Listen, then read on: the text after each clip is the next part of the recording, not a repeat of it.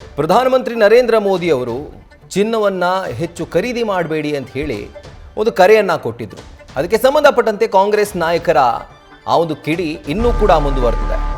ಚಿನ್ನಾಭರಣ ಖರೀದಿ ಮಾಡದಂತೆ ಪ್ರಧಾನಿ ಮೋದಿ ಕೊಟ್ಟಿರುವಂತಹ ಸಲಹೆಗೆ ಸಂಬಂಧಪಟ್ಟಂತೆ ಸಚಿವ ಸತೀಶ್ ಜಾರಕಿಹೊಳಿ ರಿಯಾಕ್ಟ್ ಮಾಡಿದ್ದಾರೆ. ಬಂಗಾರ ಖರೀದಿ ಮಾಡುವುದು ಜನರ ವಿವೇಚನೆಗೆ ಬಿಟ್ಟ ವಿಚಾರ. ಈ ರೀತಿಯಾಗಿ ಅಥಣಿಯಲ್ಲಿ ಸಚಿವ ಸತೀಶ್ ಜಾರಕಿಹೊಳಿ ಹೇಳಿದ್ದಾರೆ.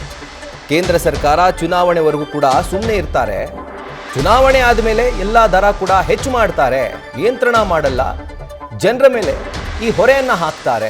ಈ ರೀತಿಯಾಗಿ ಅಥಣಿಯಲ್ಲಿ ವಾಗ್ದಾಳಿ ನಡೆಸಿದ್ದಾರೆ.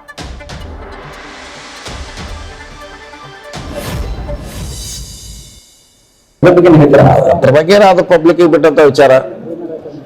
ನಿರ್ಧಾರ ಮಾಡಿದ್ರು ಬಂಗಾರ ತೊಗೊಳೋರು ಜನ, ಅದನ್ನ ಅವ್ರಿಗೆ ಯೋಚನೆಗೆ ಬಿಡ್ತೀವಿ, ಅವ್ರು ಹೇಳ್ಬೇಕಷ್ಟೇ ಅದಕ್ಕೆ ಉತ್ತರ. ಹಂಗೆ ಮಾಡ್ತಾರೆ. ಚುನಾವಣೆ ಆಗೋವರೆಗೆ ಸುಮ್ಮನೆ ಇರ್ತಾರೆ.